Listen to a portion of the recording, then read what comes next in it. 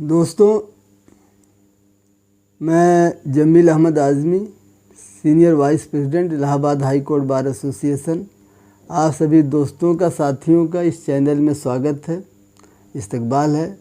आप सभी लोगों को मेरा नमस्कार, आदाब। साथियों, इसके पहले हमने एक वीडियो शेयर किया था जिसमें हमने उत्तर प्रदेश सरकार से और कॉन्वेंट स्कूलों को जो प्रबंधन करने वाले लोग हैं उन सबसे अनुरोध किया था कि कोरोना वायरस की महामारी के कारण पूरे उत्तर प्रदेश के अंदर लॉकडाउन चल रहा है, जिसके कारण गार्जियंस बहुत परेशान हैं। तो कुछ फीस माफ़ करने के सवाल पर वीडियो हमने बनाया था। आज फिर हम उसके आगे आपसे बात करना चाह रहे हैं और अपना व्यू, अपना जो हम सोच शेयर कर रहे हैं आपसे। साथियों, आज जब ये मुल्क 1947 में आज़ाद हुआ तो आज़ादी के बाद एक सपना देखा था हमारे देश के आज़ादी के सिपाहियों ने, जो शहादत दी है देश के लिए कि हमारे देश के अंदर शिक्षा एक समान होगी। रानी और मेहतरानी का लड़का एक टाट और एक पट्टी पर बैठ कर शिक्षा प्राप्त करेगा। लेकिन धीरे धीरे शिक्षा पूरे देश के अंदर शिक्षा का बाजारीकरण हो गया। शिक्षा एक व्यवसाय बन के रह गया है और वह व्यवसाय के कारण शिक्षा कुछ अभिजात वर्ग के हाथों में, चंद मुट्ठी भर लोगों के हाथों में सिमटती जा रही है और आम आदमी शिक्षा से वंचित होता जा रहा है। ऐसे दौर में जब आज की तारीख में पूरे देश में लॉकडाउन चल रहा है, पूरा देश कोरोना महामारी के कारण परेशान है। सारे पहले 21 दिन का लॉकडाउन, फिर उसके बाद 19 दिन का लॉकडाउन और कुल मिला के 40 दिन के लॉकडाउन में सारे रोजगार और दुकानें, छोटे बिजनेसमैन उनकी दुकानें, सारे प्राइवेट काम करने वाले सब की सारी दुकानें, सारी चीज़ें बंद हैं। किसी के पास फीस जमा करने के लिए पैसे नहीं हैं। और ऐसी सूरत में गार्जियन बहुत परेशान है। अभिभावक किस तरीके से अपने बच्चों को फीस जमा करने का मतलब ये है कि आकाश से तारे तोड़ने के बराबर की स्थिति आ चुकी है। ये हालात इस कदर ख़राब हो चुके हैं कि कोई भी आदमी अपने बच्चे को की फीस जमा करने की पोजीशन में नहीं है। और गाज़ियाबाद के अंदर तमाम स्कूलों ने, कॉन्वेंट स्कूलों के प्रबंधक ने वहाँ फीस माफ़ भी कर दिया और वहाँ के नोएडा के अंदर माफ़ कर दिया। 3-3 महीने की फ़ीस माफ़ किया है।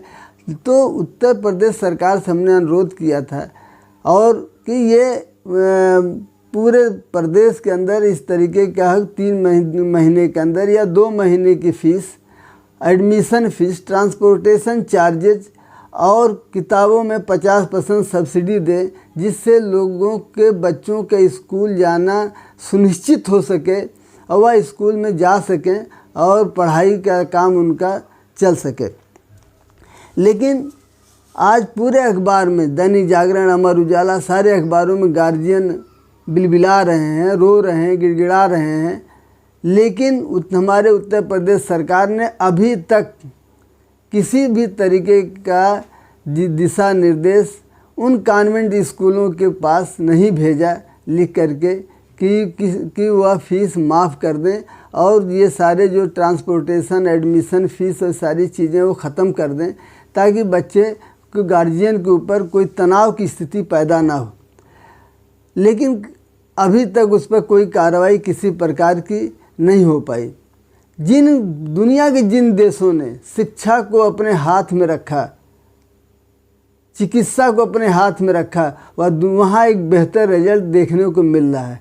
लेकिन जहाँ पर शिक्षा का शुद्ध रूप से बाजारीकरण हो गया, ऐसा महसूस होता है कि ये कॉन्वेंट स्कूलों की जो मैनेजमेंट है या मैनेजमेंट करने वाले जो लोग हैं, उनके ऊपर हमारे प्रदेश की सरकार का या देश की सरकार का कोई अंकुश नहीं लगाया जा सकता है।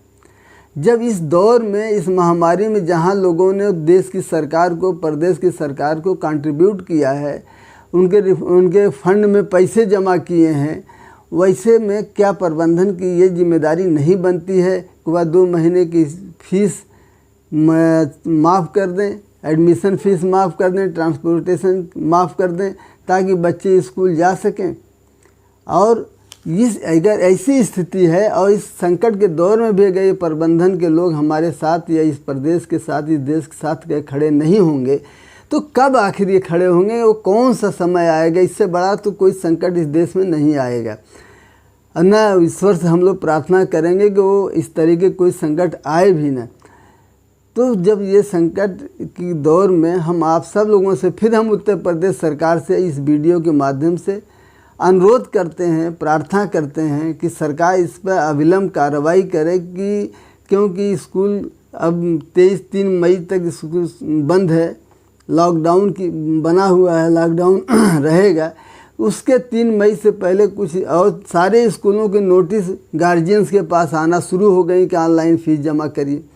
पैसा होगा तब तो ऑनलाइन फ़ीस जमा करेंगे, कहाँ से हम ऑनलाइन फ़ीस जमा करेगा इस प्रदेश का गार्जियन? ये समस्या सिर्फ इलाहाबाद की नहीं है, ये समस्या 1-2 ज़िले की नहीं है, ये समस्या पूरे प्रदेश के कॉन्वेंट स्कूलों की है, जिसमें बगैर गवर्नमेंट के हस्तक्षेप के ये संभव नहीं है कि इसको आसानी से इसको हम ऐसे बात को मनवा सकें। किसी एक स्कूल का मामला नहीं, इसलिए सामूहिक रूप से सरकार को एक कदम उठाना पड़ेगा और उठाना चाहिए, जनहित में उठाना चाहिए और एक दिशा निर्देश जारी करे, उसका कड़ाई से उसका पालन करे।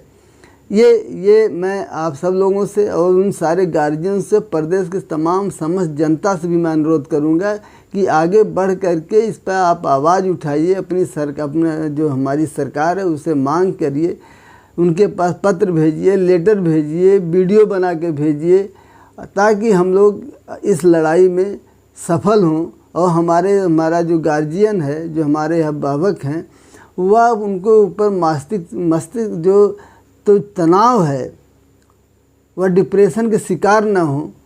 इसलिए हम ये चाहते हैं कि आप सब लोग मिलकर के इस लड़ाई को लड़ें।